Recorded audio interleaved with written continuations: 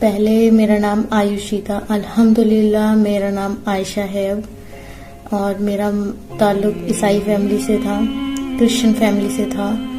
और मेरे घर पे सिर्फ मैंने ही इस्लाम कबूल किया है और किसी ने नहीं करा। मैं 8th क्लास में थी तो मुझे जो है ख्वाब आया करते थे, जैसे कोई मेरे कानों में अजान दे रहा है। ये अक्सर आया करते थे मेरे को ख्वाब, ये नहीं कि एक दिन आके रह गए हो, ये मुझे अक्सर आया करते थे। तो मैं ये सोचा करती थी कि ये ऐसे ही ख्वाब है, इसका कोई मतलब नहीं है, इनको इग्नोर कर दीजिए। तो एक ही ख्वाब बार बार आना ये इत्तेफाक भी नहीं हो सकता। तो मैं सोचती थी कि ये क्यों आ रहे हैं, क्या मसला है, क्यों। तो मैं जब चर्च में जाया करती थी कभी संडे को, वैसे तो मैं बहुत कम जाती थी, लेकिन जब भी मैं जाया करती थी तो मुझे, जो कैथोलिक होगा उसको ये पता होगा कि चर्च में संडे को मास होता है, मीसा जिसे कहा जाता है। तो वहां पे कभी कोई फ्रूट्स लेके आता है चढ़ाने के लिए, कभी कोई कुछ लेके आता है। तो मुझे ये बात बहुत बेसुकूनी सी लगती थी कि जो हमें चीज दे रहा है हम उसे ही वापस क्यों दें, जो हमें खाने को दे रहा है हम उसे ही वापस दें। इवन जब हम किसी को देते हैं तो हम उसको नहीं देते कि जिसके पास सब कुछ होता है, हम उसको देते हैं जिसके पास कुछ भी नहीं होता। हमसे कोई मांगता है तो हम उसको ही देते हैं। अच्छा, मंदिरों में भी मैंने यही बात देखी थी कि कोई वहां पे फ्रूट्स चढ़ा रहा है, कोई मिल्क चढ़ा रहा है। तो जब भगवान सब कुछ होते हैं, अगर वो हमें सब कुछ देते तो हम उन्हें ही वापस क्यों देते हैं।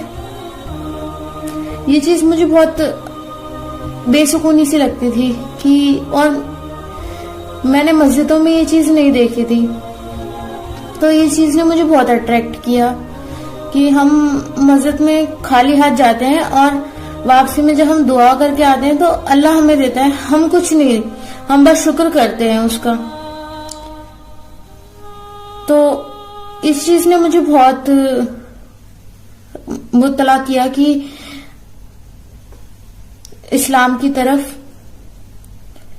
और 8th क्लास में मैंने पहली बार रोजे रखे थे। मुझे ये पता था कि मुस्लिम लोग पानी भी नहीं पीते।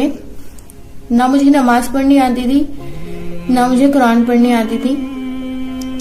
मैंने जब फर्स्ट टाइम रोजे रखे थोड़ी सी तकलीफ हुई कि कैसे हो गया, मैंने कभी इस तरह के रोजे नहीं रखे थे।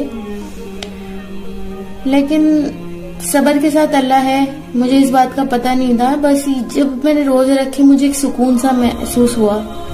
जब मैं इफ्तारी क्या करती थी, चुपके से मैंने इफ्तारी करना शुरू किया, रोजे रखने चालू करे।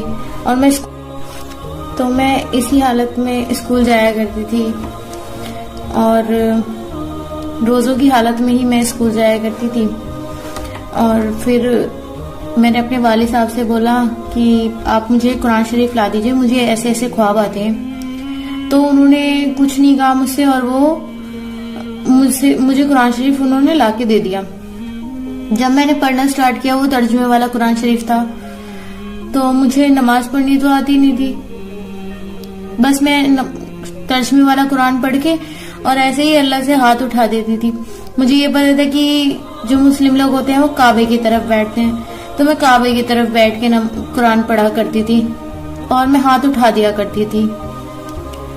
जब उनको लगा, मेरे पापा को लगा कि ये अब नहीं हटेगी, तो उन्होंने थोड़ी सख्ती करना शुरू करा मेरे ऊपर। मैं तब भी नहीं हटी। अल्लाह का शुक्र है मैं वहीं पे ही रही कि नहीं, मेरे को अब मैं सच्ची राह यही है, तो मैं अब कभी नहीं हटूंगी। और मेरे दिमाग में ये भी था, एक चीज और थी, अगर लोग सूरज की पूजा करते हैं या चांद की पूजा करते हैं, और अगर वो ही सब कुछ होता, चांद में अपना कंट्रोल होता तो वो सूरज को नहीं निकलने देता, और सूरज में अपना कंट्रोल होता तो वो चांद को नहीं निकलने देता। तो ये चीजें थी जो मुझे मुब्तला किया करती थी, इस्लाम की तरफ खींचा करती थी। और अल्हम्दुलिल्लाह आज मुझे नमाज पढ़नी भी आ गई है और मैं पढ़ा करती हूँ। लेकिन ये ऐसा नहीं है कि सख्ती नहीं हुई मेरे ऊपर, सख्ती हुई, मुश्किलात आई, लेकिन अल्लाह ने उसको आसानी में तब्दील कर दिया।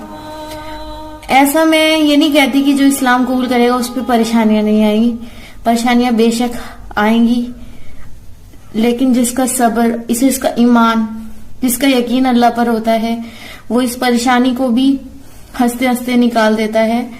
और सारी उम्मती मुस्लिमा से यही दरख्वास्त है कि अगर कोई इस्लाम कबूल कर रही है लेडीज या लड़की और उस पर परेशानी आ रही है तो उस परेशानी पे सब्र करे, क्योंकि वो परेशानी वक्ती है।